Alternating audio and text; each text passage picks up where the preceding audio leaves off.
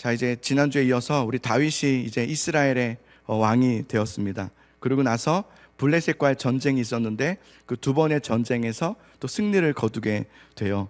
그리고 이제 오늘 이제 사무엘 하로 넘어와서는 다윗이 하나님의 법궤를 예루살렘으로 가지고 돌아와 회복하게 하는 그 과정의 이야기가 있어요. 여러분, 과정이 필요해요. 과정이 필요해요. 우리 빨리 되고 싶죠? 빨리 잘 되고 싶고, 우리 교회로 말한다면 빨리 부흥하고 싶고, 그죠? 빨리 부흥하고 막 빨리 잘 되고 막 그러고 싶은데 아니에요. 과정이 먼저예요. 과정을 어떻게 하냐가 되게 중요하거든요. 오늘 이제 그 과정에 대한 이야기를 같이 나누게 될 거예요. 그러니까 여러분, 우리 같이 과정에 좀 신경을 썼으면 좋겠어요. 과정. 되는 것은 하나님께 맡겨드리고요. 됐냐 안 됐냐보다 과정을 우리가 잘 가는 것이 매우 중요한 것 같아요. 자, 법궤는요, 어떤 의미가 있냐면, 물론 어떻게 보면은 그냥 나무 괴짝같이 보일 수 있어요. 그러나 거기에는 하나님의 임재가 있는 약속의 장소예요. 그 그룹들 사이에 하나님의 임재가 있었기 때문에 하나님의 임재를 상징하는 것이 법궤였고요. 그 하나님이 함께 하신다는 것에 대한 의미가 바로 법궤였단 말이에요. 그러니까 지금으로 얘기하면, 법궤는 지금으로 얘기하면 예배이겠죠. 우리가 지금 드리는 이것이 예배예요. 여기 하나님께서 임재하고 계시고 여기 하나님께서 함께하고 계시면 믿으십니까? 그게 법궤예요, 여러분. 이게 법궤란 말이에요. 자, 근데 이 법궤를 이스라엘이 빼앗긴 적이 있었어요. 오래전에 한 20여 년이 20년, 한 30년 정도가 지났는데 법궤를 빼앗긴 사건이 있었는데, 언제 빼앗겼냐면 사무엘상 4장에 보면요, 이스라엘과 블레셋의 전쟁이 또 있었어요. 그 앞전에 전쟁이 있었는데 그 전쟁에서 이스라엘이 이제 수세에 몰리는 거예요. 그래서 어떻게 할까? 어떻게 하지? 우리 이러다가 패배하는 거 아니야? 그러다가 생각했던, 고안해낸 것이 뭐냐면, 법궤를 전쟁터 안으로 들고 오자. 법궤는 하나님의 임재잖아요. 만군의 여호와의 임재가 있는 법궤를 가지고 오기만 한다면 우리는 이 전쟁에서 승리할 거야 라는 그런 미신적인 신앙이죠. 미신적인 신앙으로 법궤를 전쟁터로 가져오기로 해요. 그렇게 당시 제사장이었던 엘리 제사장 두 아들이 홈니와 비느하스가 가지고 이제 법궤를 가지고 전쟁터로 가지고 온단 말이에요. 그걸 보면서 온 이제 이스라엘 군사들이 기뻐하고 환호하고 우리가 이겼다라고 막 외친단 말이에요. 여러분, 법궤의 그룹 사이에 계신 만군의 여호와가 이제 우리 가운데 있으니까 승리했다고 생각하는 거예요. 우리는 이게 이겼다. 하나님께서 우리와 함께하고 계시니까 우리는 분명 이길 것이다. 그렇지만 뚜껑을 열어보니까 전쟁에서 이스라엘이 패배하게 돼요. 완패하게 된단 말이에요. 그리고 거기서 그때 블레셋에게 의해서 법궤마저도 빼앗기게 됩니다. 상상도 못했던 일이에요. 법궤를 빼앗길 수 있다는 것은 상상도 못했을 거예요. 하나님의 임재가 있는 법궤가 빼앗긴다? 이거는 생각도 못했던 일이었단 말이에요. 그리고 그때 홈니와 비느하스도 죽게 돼요. 많은 사람들이 죽게 되고, 우리는 한번 생각해 볼 필요가 있어요. 무엇이 문제였을까? 무엇이 문제였을까? 이스라엘은 여러분, 하나님의 임재라고 하는 법궤는 가지고 있었지만 하나님과의 교제는 없었습니다. 법궤는 있었지만 인격적 교제가 없었어요. 가증스러운 종교 행위만 가지고 있었던 것이 이스라엘 상태였어요. 여러분, 하나님은 인격적인 하나님이십니다. 인격적이라는 것이 무슨 말이냐면, 하나님은요, 느끼신다는 거예요. 우리처럼 느끼신다는 거예요. 지금 너희가 어떻게 하고 있는지를 느낀다는 거예요. 하나님은 아신다는 거예요. 우리가 어떻게 하나님을 대하고 있는지를 하나님은 인격적인 하나님이셔서 느끼세요. 지금 어떻게 하고 있는지, 나를 지금 어떻게 대하고 있는지, 너에게 나는 어떤 존재인지를 하나님도 느끼신다가 인격적이란 말도 되는 거거든요. 이스라엘은 당시에 종교를 가지고 있었을 뿐이에요. 종교를 가지고 있었지 하나님과의 인격적 교제는 가지고 있었지 않았던 거죠. 사무엘상 1장부터 우리가 보면요, 사무엘상 1장에 한나의 기도가 나와요. 아마 아시는 분들이 많을 거예요. 한나라는 여인이, 믿음의 여인이죠. 그가 성전에 와서 하나님 앞에 간절히 기도하면서 막 울면서 통곡하면서 기도해요. 부르짖으며 기도해요. 하나님의 마음을 느끼며 하나님의 마음과 함께 아파하며 기도해요. 그런 기도가 한나의 기도였단 말이에요. 근데 그때 엘리 제사장이 한나의 기도하는 것을 보면서 뭐라고 말하냐면 이렇게 말해요. 네가 언제까지 여기서 술 취하고 있을 것이냐? 라는 좀 우리가 좀 도무지 이해가 되지 않는 말을 해요. 저도 이 부분을 보면서 이해가 되지 않아요. 아니, 오늘날로 얘기하면 여러분이 이제 평일날 와서 성전에서 막 기도하고 있는 거예요. 막 기도하는데 막 울부짖으면서 하나님의 안타까운 마음이 느껴지자 주여 하면서 이 나라와 또 이 교회와 막 영혼들을 위해서 기도하면서 울부짖고 있는데, 제가 와서 왜 이렇게 술을 많이 취하셨어요? 이렇게 하면 이제 그 목사는 문제가 있는 거예요. 그죠? 이것은 여러분, 당시 이스라엘의 영적 상태를 고발하는 건데요. 그 당시의 백성들은 종종 성전에서조차도 술을 즐기는 방종을 일삼았다는 것을 암시하는 것이기도 하고요. 말도 안 되는 일이죠. 성도들끼리 술을 마신 거예요. 말이 안 되는 일이죠. 그런 일도 일어났고요. 또 하나는 엘리 제사장은 지금 이 기도가 기도하는 것인지 술 취한 것인지를 분별하지 못하는 제사장이 영적 둔감함, 영적 어리석음에 빠져 있다는 것을 보여주는 대목이기도 한 거예요. 엘리 제사장들의 아들들은 홈리와 빈하스는 어땠을까요? 그들은요, 아버지 엘리 제사장을 도와서 제사를 그 제사장직을 수행했던 사람들이었단 말이에요. 그런데 놀랍게도 예배를 진행하고 예배를 섬기면서 그들은 불법을 자행하고 있었어요. 예배하는 여인들과 음행을 저질렀고요. 한두 번이 아닙니다. 그 다음에 예배에 바쳐지는 제물에 손을 댔습니다. 이것도 한두 번이 아니었습니다.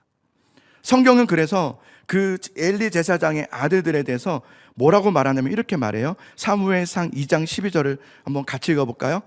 시작. 엘리의 아들들은 행실이 나빠 여호와를 알지 못하더라. 하나님은 그들에 대해서 뭐라냐면 그들은 하나님을 알지 못하는 자들이다. 예배를 섬기는 자들인데도 불구하고, 지금으로 얘기하면 사역자인 거예요. 사역자인데도 불구하고 이 사역자가 하나님을 알지 못한다 라고 하나님께서 딱 지명하시는 거죠.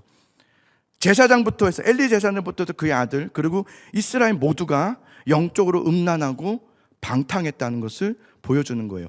예배는 있었어요. 예배는 있었지만 그 예배가 오히려 하나님 앞에 죄가 되는 예배가 되고 있었던 거죠. 그런 이스라엘이 이제 블레셋과 전쟁을 하고 있었던 거예요. 영적으로 아예 그냥 피폐했죠. 그러나 자기들은 예배자라고 생각했죠. 그러나 전쟁에서 위기를 맞게 되자 영적 상태가 고스란히 드러나게 되는데, 법궤를 가져오자 이런 말을 하기 시작해요. 법궤가 오면 우리는 이길 수 있을 것이다. 그러자 또 엘리 제사장과 두 아들은 법궤를 가지고 전쟁으로 가져옵니다.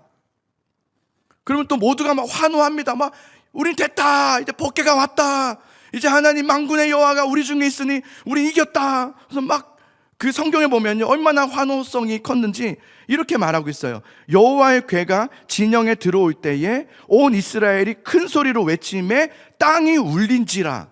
그러니까 그때 당시에 그 예배로 본다면 그 예배는 굉장한 예배였던 거죠. 막 쿵쾅쿵쾅거리고 수많은 사람들이 밑집해서 모여서 얼마나 화려하고 대단한 예배였는지, 모두가 막 뜨겁고요, 모두가 막 그렇던 예배였던 거예요. 근데 이 예배는 여러분 잘못된 예배였죠. 종교적 신념에 의해서 나오는 환호와 기쁨의 예배였지 하나님을 향한 기쁨의 예배는 아니었단 말이에요. 여러분, 종교 중독이라고 들어보셨습니까? 종교 중독?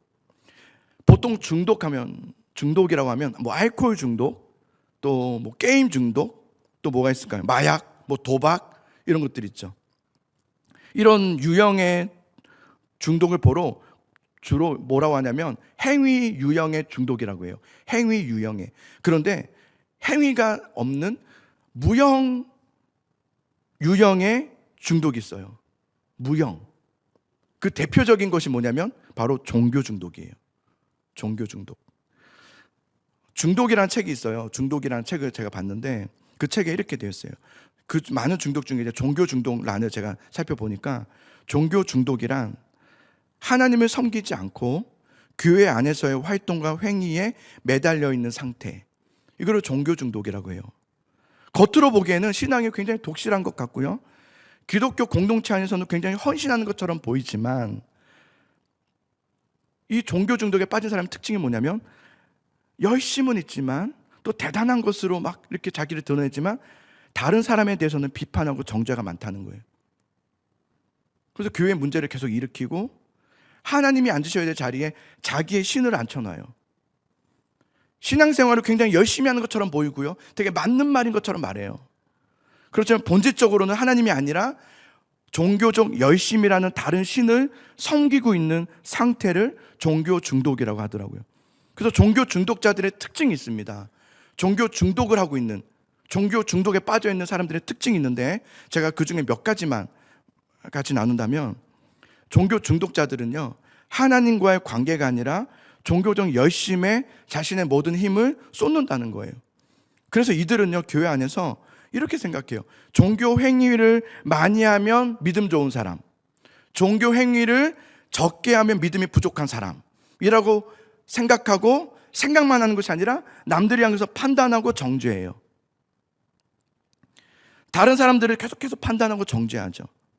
오로지 자기 자신만 옳은 거예요. 다른 사람의 의견을 존중하지 않아요. 들으려 하지 않습니다. 그러다 보니까 교회 안에서요, 자기가 원하는 대로 흘러가지 않잖아요. 그러면 견디지 못하고 쉽게 분을 냅니다. 잘못됐다고 막 그러기 시작해요. 또 하나는 완전히 그 반대 성향이 또 있는데요, 옳고 그름이 없어요. 이 사람은 옳고 그름이 없어요. 무조건 그냥 한쪽에만 이미 왜곡되어 있는 신앙을 말해요. 이미 왜곡되어 있어요. 그래서 대화가 되질 않아요. 뭔가를 대화를 하고 풀어갈 또 그게 안 돼요. 그냥 자기가 맞다는 거예요. 그냥 한쪽에만 치우쳐 있는 거죠. 왜곡된 사고방식을 가지고 있기 때문에 이게 잘못된 길임을 아무리 알려줘도 이미 치우쳐서 행동하고 있을 뿐이에요. 한쪽으로 치우친 거죠. 또 하나는 뭐냐면 기복적인 신앙을 갖는다는 거예요. 열심을 통해서, 내가 종교적 열심을 통해서 하나님께 복을 받을 것이라는 기복주의적 신앙을 말해요. 물론 여러분, 우리가 하나님을 믿잖아요. 그럼 하나님께서 주신 복의 은혜가 있어요. 그건 분명합니다. 그러나 종교 중독자들의 문제는 뭐냐면, 복을 바라면 안 된다 이 말이 아니라, 오로지 현세적인 복을 주시는 하나님이 참신이야 라고 생각한다는 거예요. 이 사람은요, 어떤 고난과 고통을 극복하고 인내하는 것에 대해서는 받아들이지 못해요. 항상 하나님은 나에게 좋은 것만 주셔야 되고, 항상 하나님은 나에게 복만 주셔야 된다는 거예요. 무조건 잘 돼야 된다는 거예요. 과정이 없어요. 과정 필요 없어. 그냥 잘 돼야 돼. 안 되면 그냥 빨리 바꿔야 되고, 이렇게만 생각하는 거죠. 이처럼 여러분, 종교 중독자들은 뭘 하냐면 자꾸 하나님을 이용해요. 하나님을 이용해서 자신의 욕구를 채우려고 해요. 사무엘서에 나오는 이스라엘의 모습들이 마치 이들의 모습과 같아요. 법궤만 있으면 우리는 승리할 수 있을 거야. 하나님과의 관계성은 없어요. 하나님과의 교제도 없어요. 그냥 하나님을 이용해서 나의 욕구를 채우는 것, 그들의 잘못된 신앙을 보여주는 것이 사무엘서의 모습이에요. 그렇게 여러분, 블레셋에게 법궤마저 빼앗기게 되고요, 법궤가 이제 블레셋으로 이제 이동하게 되지 않습니까? 그러고 나서 여러분, 법궤가 이제 어디로 이동하게 되냐면, 그 블레셋의 아스돗에게 먼저 가요. 아스돗은 블레셋의 진영이거든요. 아스돗에게 가는데, 아스돗에 있는 다곤 신상에 법궤를 마치 전리품처럼 놓게 돼요. 그런데 그때 다곤 신상이 법궤 앞에서 부서지는 그런 일이 일어나거든요. 그리고 그곳에 재앙이 임해요. 그러자 이 블레셋 사람들이, 야, 안 되겠다. 아스돗에 두었다가는 이게 재앙이 이거 언제 멈출지 모르겠다. 그리고 그 다음에 가드로 이동시켜요. 가드로 이동시켜서 가드에 두는데, 가드에도 재앙이 일어나요. 법궤가 들어오자 재앙이 임하자 가드에서 또 에글론으로 옮겨요. 에글론으로 옮기자 에글론의 블레셋 주민들이 우리를 죽이려고 하냐, 왜 법궤가 여기 오는 것이냐, 그래서 막 울부짖으면서 막 두려워하면서 막 거부해요. 그렇지만 법궤가 그곳에 들어가자 거기에 또 큰 재앙이 임한단 말이에요. 그래서 블레셋 사람들이 이거 안 되겠다, 이 블레셋을 어떻게 해야 될까 하다가 이스라엘로 돌려보내자. 그래서 돌려보냈던 첫 번째 장소가 베세메스였어요. 베세메스라는 장소는 레위인들이 거주하던 도시였단 말이에요. 그곳에 이제 그 법궤가 들어가게 되는데, 그곳에 있는 사람들, 그 이스라엘 사람들이죠. 그들이 법궤를 들여다봐요. 들여다보므로 거기에서 많은 사람들이 또 죽습니다. 그래서 이 이스라엘 사람들도 이거 어떻게 하냐 그러다가 이거를 결국 마지막 기럇 여야림의 아비나답의 집으로 이동시키고 그곳에 20년간을 방치하게 돼요. 이제 아마 표 보셨겠지만, 그렇게 여러분, 법궤라는 것이 이제는 이스라엘 사람들조차도 기억 속에서 사라지게 됩니다. 그러고 나서 쭉 시간이 지나고 거의 20년, 30년이 지났어요. 시간이 지나고 다윗이, 하나님께서 세우신 다윗이 왕이 되자마자 블레셋을 치고 이기고, 그 다음에 오래전에 빼앗겼던 또 방치되었던 법궤를 다시 회복시키고자 다윗이 이제 이 일을 하는 거예요. 이것이 이제 사무엘하 6장의 말씀이란 말이에요. 자, 1절과 2절을 같이 한번 읽어볼게요. 1절과 2절. 자, 읽습니다. 시작. 다윗이 이스라엘에게서 뽑은 무리 3만 명을 다시 모으고 다윗이 일어나 자기와 함께 있는 모든 사람과 더불어 바알레 유다로 가서 거기서 하나님의 궤를 메어 오려 하니 그 궤는 그룹들 사이에 좌정하신 만군의 여호와의 이름으로 불리는 것이라. 이렇게 시작돼요. 여기 바알레 유다로 갔다고 했는데 기란 여아림과 같은 말이에요. 기란 여아림으로 갔다는 거죠. 거기 아비나답의 집에서 거의 20년간을 방치되어 있었단 말이에요.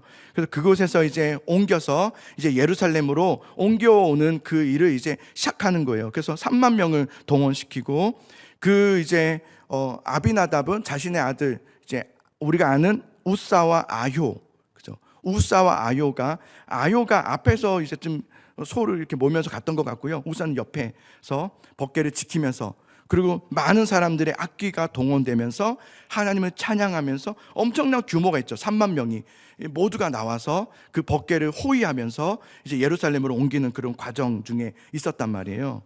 근데 그런 과정 중에 예상하지 못했던 일이 발생하게 돼요. 나곤의 타작마당에 이르렀다라고 했는데 거의 다 온 거예요. 거의 제가 보니까 계산해 보니까 한 15에서 16km 정도였던 것 같아요. 기란 여아림에서 예루살렘까지. 근데 이제 거의 다 온 이제 마지막 이제 관문에 있었던 이제 나곤의 타작마당에 이르렀을 때 수레를 끌던 소가요, 무슨 일인지 모르지만 갑자기 좀 속도를 내면서 뛰었던 것 같아요. 그러니까 수레가 거기 이제 또 타작마당이니까 울퉁불퉁했을 거란 말이에요. 그러니까 수레가 지금처럼 뭐 고무 타이어가 있었던 것이 아니라 나무였기 때문에 굉장히 그 승차감은 없었을 거예요. 그래서 수레가 막 기울어지면서 법궤가 점점 이제 한쪽으로 치우쳐지게 되면서 떨어지려고 하는 거예요, 법궤가. 그러자 그 옆을 이렇게 지키고 있던 우사가 아이고 이러다 떨어지겠다. 그래서 그 찰나에 그 법궤를 탁 붙잡아요. 떨어지지 않게. 잘한 거죠. 잘한 것 같죠? 딱 붙잡는데 그 붙잡는 즉시 우사의 몸이 터져버려요. 죽어요. 모든 악기가 멈춰지고 다윗도 그거 보면서 두려워하게 되고, 이게 도대체 무슨 일이지? 우사는 옆을 같이 가다가 법궤가 떨어지려고 하니까 잡아준 것뿐인데, 아니 붙잡았는 그걸 좀 잡아줬다고 해서 죽었다라는 것이 우리가 상식적으로 들을 때는 좀 다소 이해가 안 되는 부분이기도 해요. 여러분 같으면 안 그러겠어요? 법궤가 굉장히 중요한 거잖아요. 그 법궤가 떨어지려고 하는데 내가 본능적으로 이렇게 붙잡을 수 있는 거잖아요. 물론 법궤는 하나님의 임재가 있는 것이기 때문에 내가 함부로 어떻게 건들면 안 되는 건 맞아요. 그렇지만 지금 이 상황에 갑작스럽게 그냥 사소한 실수라고도 볼 수 있는 장면일 수 있는데, 이런 작은 실수 같은 보여지는 이 장면에서 우사가 죽었다라는 것을 우리가 어떻게 이해해야 될까요? 여러분, 그런데 이 장면은요, 제가 지금까지 설명해 드렸던 것처럼 그냥 단지 갑작스럽게 일어나서 갑작스러운 그런 떨어지는 이 일에 대해서 이렇게 붙잡은 어떤 사소한 실수의 문제를 말하는 게 아니에요. 한번 우리 6장, 오늘 사무엘하 6장 7절의 말씀을 한번 읽어볼 텐데, 자, 한번 같이 읽어봅시다. 7절 시작. 여호와 하나님이 우사가 잘못함으로 말미암아 진노하사 그를 그곳에서 치시니 그가 거기 하나님의 궤 곁에서 죽으니라. 자, 여기 보면 이렇게 분명히 얘기해요. 여호와 하나님이 우사가 잘못함으로 말미암아 진노하사. 이 이야기는 뭐냐면 단순히 우리가 생각하는 것처럼 갑작스럽게 어떤 한 번의 실수로 인함이 아니라는 말이에요. 이건 굉장히 중대하고 근본적인 죄의 문제다라는 것을 보여주고 있는 거예요. 도대체 무슨 죄를 말하는 걸까요? 이와 유사한 사례가 하나 더 있었습니다. 그 사도행전 5장에 나오는데요, 아나니아와 삽비라 이야기예요. 당시 초대교회는요 굉장히 부흥의 역사가 일어났고요, 그리고 그 당시에는 로마의 압제 가운데 있었기 때문에 이스라엘 백성들이 굉장히 가난했습니다. 너무 가난하게 살았단 말이에요. 부유한 사람은 거의 없었어요. 굉장히 가난하게 살았고, 그런데 그런 곳에 이제 예루살렘의 교회가 초대교회죠. 처음 교회가 세워지면서 성도들이 사도행전 2장을 보면 서로 물건을 통용했다고 돼 있어요. 아시죠? 그죠? 서로 물건을 통용했다. 그러니까 너나 할 것 없이 자신의 물건들을 가져와서 서로 나누어 줬다는 거예요. 나누어 주기 시작했고, 또 함께 나누어 먹고 마시고, 나눔들이 굉장히 풍성하게 되었다는 거예요. 이것이 사실은 그 당시에 부흥하게 됐던 동기 중에 하나이기도 합니다. 그냥 부흥한 게 아니었어요. 성도들이 다 나누었어요. 그러니 가난했던 사람들이 모이기 시작하죠. 하루에 3,000명씩 모이는 건 당연할 수도 있었겠어요. 그렇게 예수님께서 오병이어에서 마치 베풀어줬던 그 장면의 확장편처럼 성도들을 통해서 성령이 임재하자 교회 안에서는 나눔들이 일어나기 시작했어요. 그 중에는 또 여러분, 부유한 사람도 몇 있었단 말이에요. 소수였겠지만 아주 부유한 사람들이 있었어요. 그 사람들은 어떻게 했냐면요, 그냥 자신의 물건을 나눠주는 정도가 아니라 자신의 재산의 일부를, 그러니까 그의 재산의 일부라면 굉장히 큰 돈이었을 거예요. 그러니까 뭐 아파트가 한 두 채 있었으면 한 채를 팔고, 이 정도를 말하는 거죠. 그만큼 자신의 제 일부를 팔아서 우리 이 교회에게 헌금을 함을 통해서, 이 헌금을 통해서 우리 어려운 사람들을 돕고자 했던 거예요. 그러자 이 일이 자발적으로 일어나기 시작했고, 그 도움을 받았던 수많은 사람들이 얼마나 감사했겠어요? 교회도 감사했겠죠. 그래서 인정하고 박수도 쳐주고 감사를 표했겠죠. 자, 그런데 그 교회 안에는요, 그것을 보면서 욕심을 냈던 사람들이 있었어요. 그게 바로 아나니아와 삽비라 부부예요. 이 부부가 너무 말이 잘 통했어요. 어떻게 하기로 했냐면, 우리도 있는 척하자. 있는 척하고 마치 더 있는데 막 이 많은 것을 우리가 다 팔아서, 우리는 뭐 일부를 판 것이 아니라 전체를 다 팔아서 헌금한 것처럼 해서 뭔가 우리가 좀 높여지다라는 마음을 가졌던 것 같아요. 이런 것에는 마음이 이렇게 잘 맞아요? 그래서 나쁜 거에는 마음이 이렇게 잘 맞아. 말이 통하고 막. 그래서 둘이 재산의 일부만 팔아서 헌금을 하지만 말로서는 뭐라고 말하냐면 전부를 판 것처럼. 그러니까 성도들이 막 소문났겠죠. 아니, 아나니아와 삽비라 부부가 전체를 팔아서 어떻게 그럴 수 있어? 막 사람들이 모이기 시작했고요. 예배 가운데 그들이 얼마나 높임을 받았겠어요? 근데 그 일 때문에 예배 가운데 아나니아와 삽비라가 죽음을 당해요. 둘 다 죽어요. 우리는 이걸 보면서, 아니, 좀 헌금을 좀 속일 수도 있지. 그죠? 속일 수도 있지. 속인 것 때문에 어떻게 죽기까지 해야 되나? 뭐 사람을 속이는 건 속일 수 있지라고 생각했지만, 여러분, 사실은 헌금을 속였기 때문이 아니에요. 헌금을 다 속여서 냈기 때문에 하나님께서 징계하셨다, 그런 얘기가 아닙니다. 이건 무슨 얘기냐면 하나님을 속였다는 거예요. 하나님에 대한 거룩함에 대한 두려움이 없었다는 것을 말해요. 그들은 하나님에 대한 두려움을 가지고 있지 않았다. 이거는 여러분, 이들만의 문제가 아니라 그들의 모두의 문제였던 거예요. 아나니아와 삽비라는 문제, 이 죽음의 사건 때문에 그 사도행전 4장 마지막 절에 보면, 5장 마지막 절에 보면 온 성도들이 하나님을 크게 두려워하기 시작하더라, 이렇게 돼 있어요. 자, 본문으로 돌아와서 이 우사 이야기를 다시 한번 봅시다. 수레가 법궤가 수레에서 떨어지려고 하니까 그냥 순수한 마음에 어이구 떨어지면 안 되니까, 부서질 수 있으니까 붙잡았는데 죽었다, 너무한 거 아닌가, 이 얘기가 아니라 굉장히 큰 죄에 대한 이야기를 하는 건데, 어떤 죄냐면 우사와 그 당시의 백성들은 하나님에 대한 두려움을 가지고 있지 않았다는 것을 말하는 거예요. 다윗조차도 하나님에 대한 경외심이 없었다는 거예요. 여러분, 경외가 뭔지 아십니까? 경외란 말은 두려움, 사랑함, 존중함을 결합한 단어예요. 그러니까 하나님에 대한 두려움이 없는, 하나님에 대한 경외함이 없는, 하나님에 대한 두려움이 없고 경외함이 없으니까 선을 넘죠. 여러분, 사람과 대화할 때도 존경하는 마음이 없으면 선을 넘는 말을 하게 됩니다. 그죠? 경외함이 없으면 선을 넘어요. 하나님을 그랬다는 거예요. 하나님에 대한 두려움이 없으니까 자꾸 선은 넘는 거예요. 여러분, 경외함이 없는 신앙이 얼마나 무서운 신앙인지 아십니까?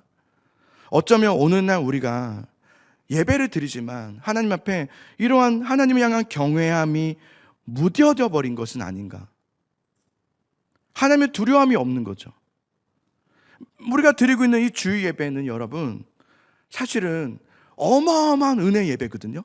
하나님이 나를 부르셔서 나를 여기 앉히셔서 예배하게 하셨다는 것은 엄청난 은혜란 말이에요.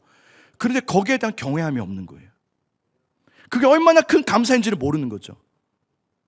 어느 날부터인가 예배는 하고 있지만 이 예배 자리가 나에게 얼마나 큰 은혜인지를 잊어버렸다는 것을 말하는 거예요.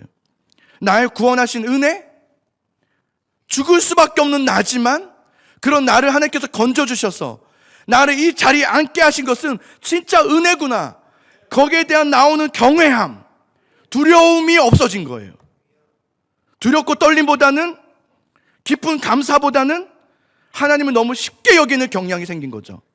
너무 가볍게 여기고 선을 넘어버려요. 아나니아와 삽비라의 그 부부의 죽음, 그리고 웃사의 죽음은 단순한 그들이 잠깐의 실수가 아니에요. 그들의 오래된 영적 습관을 말하는 거예요. 자, 3절의 말씀을 보겠습니다.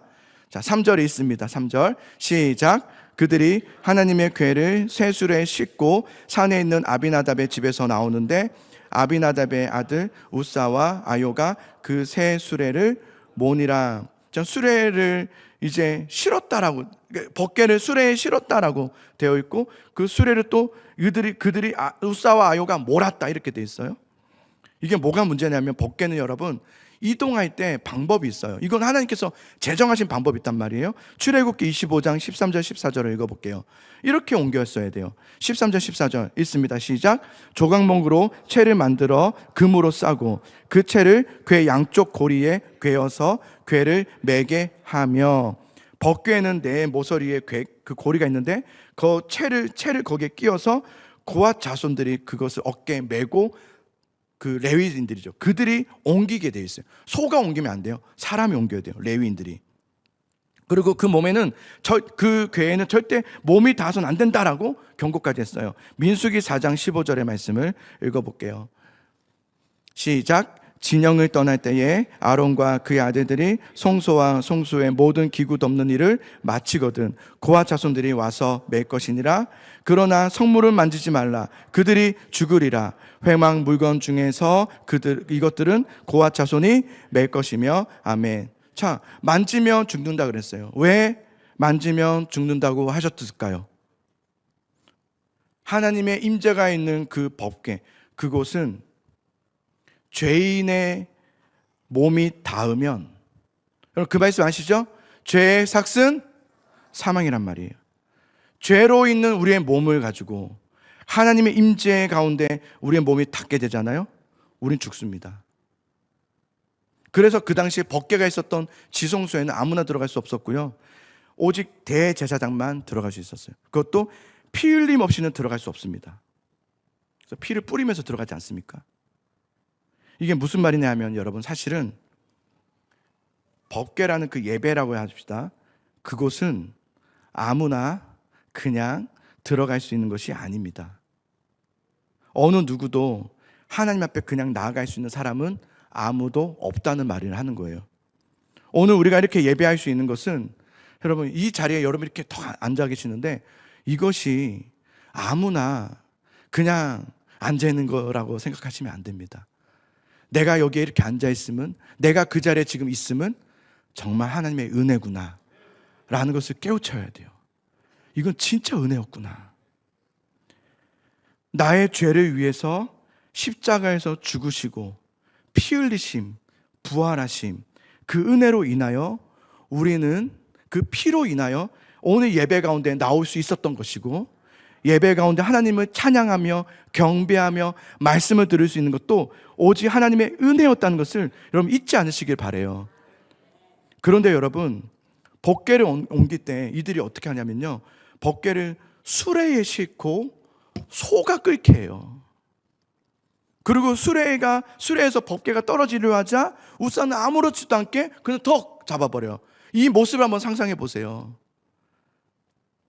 하나님에 대한 아무런 감정이 없어요. 그죠? 하나님의 말씀에 대한 관심도 없어요. 이것은 여러분 하루아침에 되어진 모습이 아닙니다. 나는 그냥 오늘은 좀 그런 아니요. 갑자기 이루어진 행동이 아닙니다.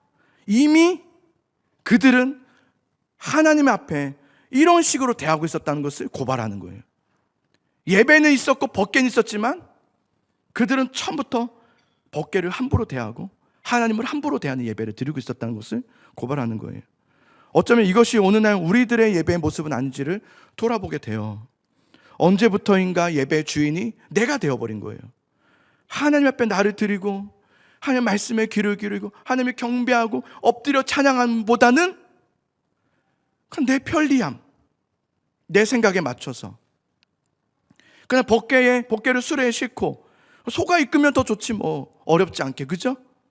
뭐 그냥 바꾸고 요구하나 그냥 알아서 하시고 우린 방관하듯이 그냥 구경하듯이 TV 시청하듯이 그냥 보면서 그러나 예배를 오는 것은 내 욕구를 채우기 위해서 내가 혹시나 안 될까봐 그런 열심을 가지고 내고 있는 형식적인 종교 생활에 불과했던 것은 아닌지 우리를 한번 돌아보게 하는 말씀이긴 해요. 하나님이 없는 거죠. 경외함이 없는 거예요. 두려움이 없는 거예요. 나는 혹시 그런 예배를 드리고 있었던 것은 아닌지를 돌아보게 하는 말씀이기도 해요. 그리고 또 하나, 저는 그렇지만 제가 이번 주에 오랜만에 등산을 했거든요. 너무 힘들더라고요. 제가 한 100m 올라가서 못 올라가겠더라고요. 100m 이제 시작인데 아직 산에도 안 오면 데크밖에 안 갔는데도 이제 내려갈까 생각이 들고 어떻게든 정상까지 갔어요. 좀 포기하고 싶더라고요. 내려오고 싶고 내가 괜히 등산한다고 했나 생각도 들고 왜냐면 제가 건강 위해서 해야 되겠더라고요. 그래서 어쨌든 올라갔어요. 근데 올라가고 이제 내려오면서 이 말씀을 계속 묵상하면서 올라갔거든요. 그 내려오면서 그런 마음이 딱 드는 거예요. 어떤 마음이었냐면 그런데 하나님께서 우리에게 하고 싶은 말씀이 무엇이었을까? 너희 왜 이렇게 예배하니? 이런 말을 하고 싶으셨을까?